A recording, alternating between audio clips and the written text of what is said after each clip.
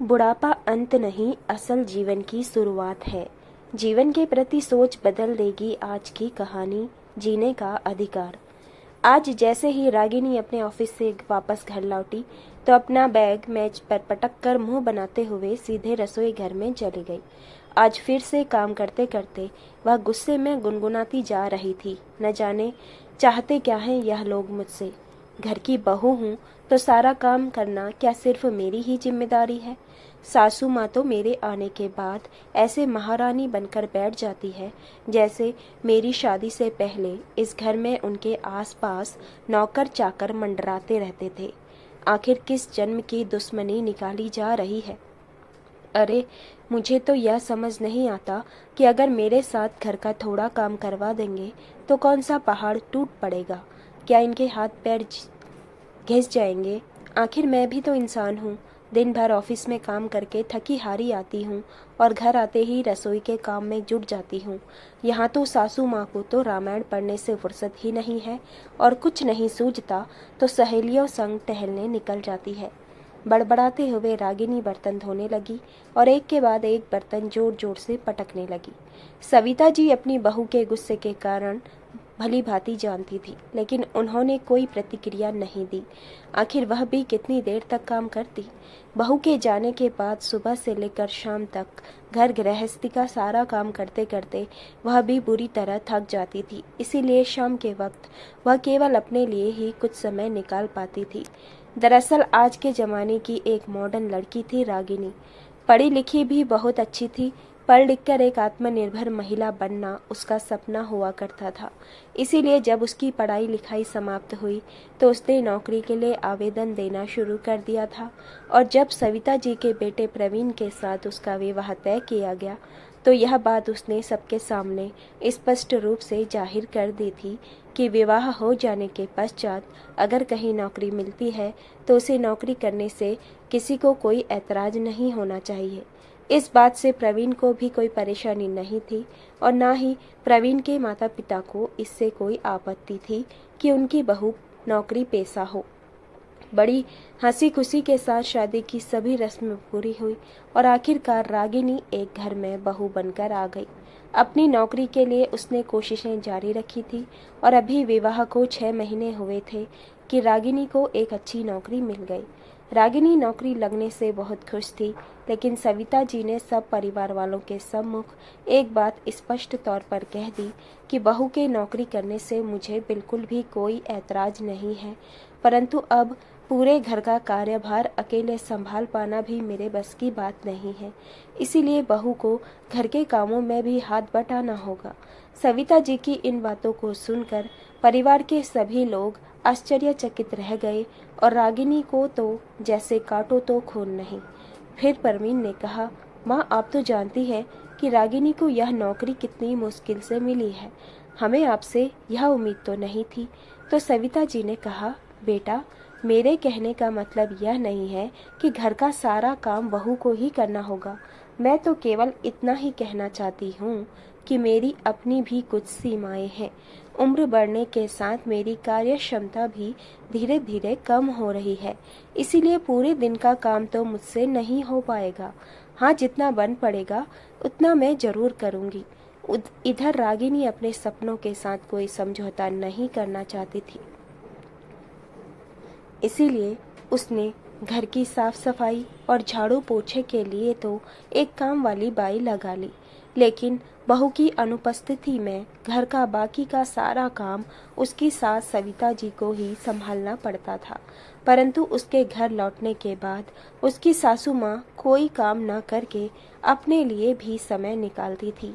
इसीलिए शाम के समय बाकी का सारा काम रागिनी को ही करना पड़ता। इस बात से उसे बहुत परेशानी होती थी। अपनी सासू माँ का थोड़ी देर के लिए आराम करना, बाहर टहलने निकल जाना या फिर टीवी पर फेवरेट सीरियल देखना उसे बहुत अखरता। जब भी रागिनी अपनी माँ को फ़ोन लगाती तो हर बार अपनी सासू माँ की बुराई करने लगती। अपनी माँ की से बात करके वह अपने मन का सारा गुबार हल्का कर लिया करती थी। समय धीरे धीरे व्यतीत होने लगा। उसकी शादी को अब 2 वर्ष होने को आए थे। आज रागिनी के छोटे भाई के विवाह का दिन था। उसकी भाभी भी बहुत अच्छी खासी पढ़ी लिखी थी और नौकरी करती थी। बहू को घर में लेकर आने के साथ ही रागिनी के माँ ने उसे लाड़ प्यार जताते हुए सबके सामने कह दिया कि मैं तो अपनी बहू को बेटी की तरह ही रखूंगी और एक माँ की तरह प्यार करूंगी। बहू घर में लाने का मतलब यह बिल्कुल नहीं होता कि सारे काम धाम छोड़कर हाथ पर हाथ धरकर बैठ जाएं और बहू के सिर पर ही सारी जिम्मेदारी डाल दें। आखिर बहुएं भी तो इंसान होती है। अब वह बेचारी नौकरी करेंगी या घर का काम। मैं तो अपनी बहू को पूरी छूट दूंगी। बहू के सिर पर हाथ रखकर उसे प्यार से सहलाते हुए रागिनी की माँ ने कहा। तो अपनी माँ के ऐसे विचारों को सुनकर रागिनी बहुत प्रभावित हो गई और अपनी माँ की सोच पर गर्व करने लगी।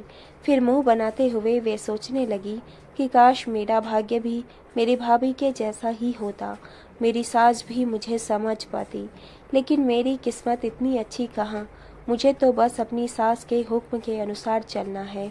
और यहाँ देखो मेरी माँ के कितने खुले विचारों वाली है। शादी के बाद अगले दिन से ही रागिनी की भाभी ने नौकरी पर जाना शुरू कर दिया। रागिनी की माँ भी अपनी बहू को हर सुख सुविधा का ख्याल करती थी। बहू के तैयार होने से पहले ही सुबह सुबह सारा खाना बनाकर रख देती थी। अपने बेटे और बहू का टिफिन पैक करके देती और उसे नौकरी से लौटने के बाद भी सारा काम वह खुद ही करती थी। अपनी सास का इतना प्यार देखकर रागिनी की भाभी को भी बहुत अच्छा लगता था। आए दिन अपनी सासू माँ से अपनी मनपसंद की चीजें बनाने की फरमाइश करती रहती थी और रागिनी की माँ भी उसकी हर फरमाइश को बड़े प्यार और मनोहार से पूरा करती। कुछ दिन तो बड़े खुशी से बीते, लेकिन जैसे जैसे वक्त बीतने लगा स्थिति बदलने लगी। दिन भर काम करते करते रागिनी की माँ पूरी तरह थक कर टूट जाती थी और वही रागिनी की भाभी को तो कोई काम करने की आदत थी ही नहीं।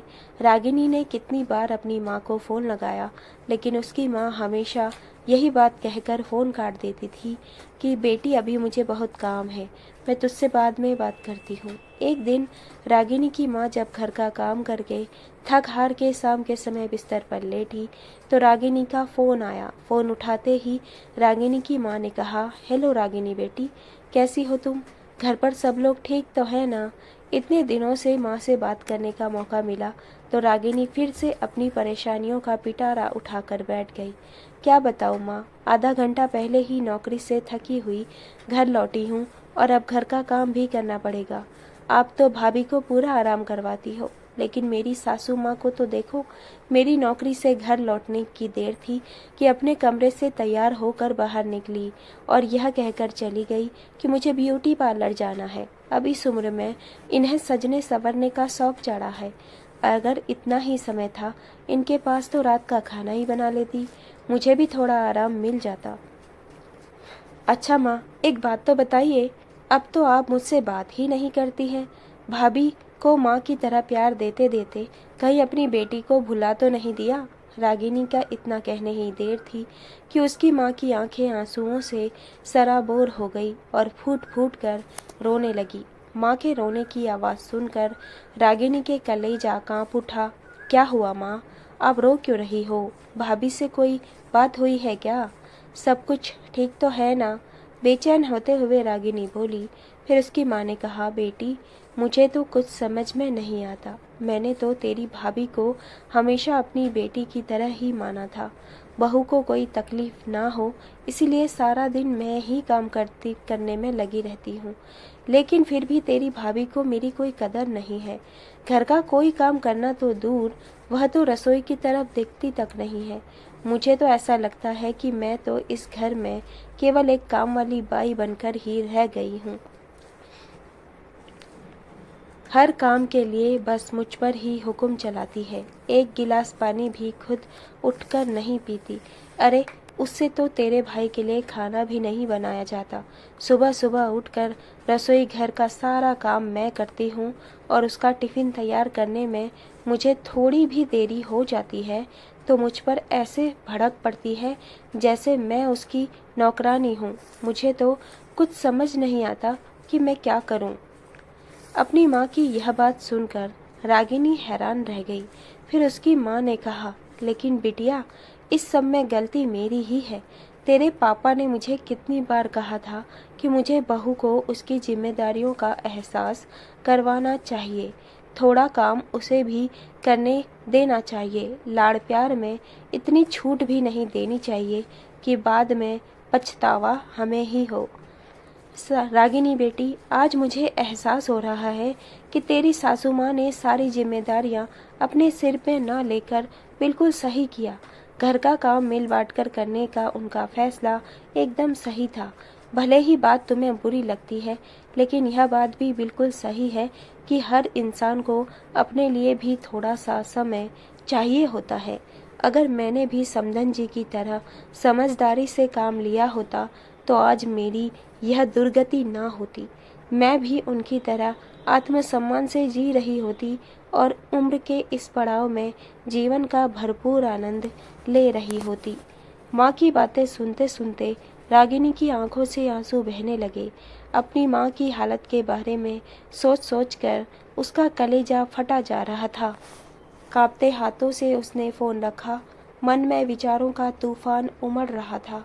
रह रहकर अपनी माँ की चिंता सता रही थी। फिर स्वयं को संभालते हुए रसोई घर का काम करने के लिए जैसे ही वह कमरे से बाहर निकलने लगी तो देखा उसके ससुर जी हाल ही में बैठे थे। तभी उसकी सासू माँ भी ब्यूटी पार्लर से वापस आई तो ससुर जी मुस्कुराकर चुटकी लेते हुए बोले, अरे भाग्यवान, अब तुम्हारी उम्र हो चुकी है और अब इस उम्र में भी तुम्हें ब्यूटी पार्लर जाने की क्या सूझी। तभी सविता जी भी हंसते हुए बोली, अरे आपको कैसे पता चला कि मैं ब्यूटी पार्लर गई थी? लो, क्या मैं नहीं जानता कि तुम्हारे बालों की सफेदी अचानक कहाँ गायब हो गई? लेकिन एक बात तो बताइए सविता जी, अब इस बुढ़ापे में सज संवर कर क्या करोगी? फिर सविता जी मुस्कुराते हुए बोली, अरे मेरा दिल किया तो चली गई ब्यूटी पार्लर। जानते हैं, सजने संवरने का शौक तो मुझे पहले भी था, लेकिन सारी उम्र घर की जिम्मेदारियों में ही उलझ कर निकल गई। अच्छा, तो बुढ़ापे में अब आप अपने शौक पूरा करने चली हैं? उनके पति ने फिर से उन्हें चिढ़ाते हुए कहा तो सविता जी बोली, किसने कहा कि बुढ़ापे में अपने शौक पूरे नहीं किए जा सकते? अरे यही नजरिया तो बदलने की जरूरत है। उम्र का हर पड़ाव एक नया अनुभव, नई चुनौतियाँ और नई ख्वाहिशें लेकर आता है, परंतु जिंदगी के हर पड़ाव में हमें तो बस जिंदगी का मजा लेना चाहिए। अरे हाँ, एक बात तो मैं आपसे कहना ही भूल गई, कल से पास वाले पार्क में योगा क्लासेस शुरू होने जा रही हैं। सविता जी ने कहा तो उनके पति बोले, अच्छा जी, तो अब हमारी श्रीमती जी योगा क्लासेस भी अटेंड करने वाली हैं? फिर सविता जी ने कहा, जी हाँ, और मैं अकेली नहीं, हम दोनों। और फिर अपने पति के पेट पर हल्की सी थपकी देकर उन्हें छेड़ते हुए कहने लगी, देखिए तो तोंद बढ़ती जा रही है आपकी, और ऐसे में मैं फिट दिखूंगी तो लोग आपका ही मजाक उड़ाएंगे। यह बातें करते हुए वे दोनों हंस पड़े। इधर अपने सास ससुर की यह बातें सुनते ही रागिनी के चेहरे पर गुस्से की अपेक्षा एक प्यारी सी मुस्कान तैर गई। फिर दिमाग में ख्याल आया कि आखिर मेरी सासू माँ गलत कहाँ थी।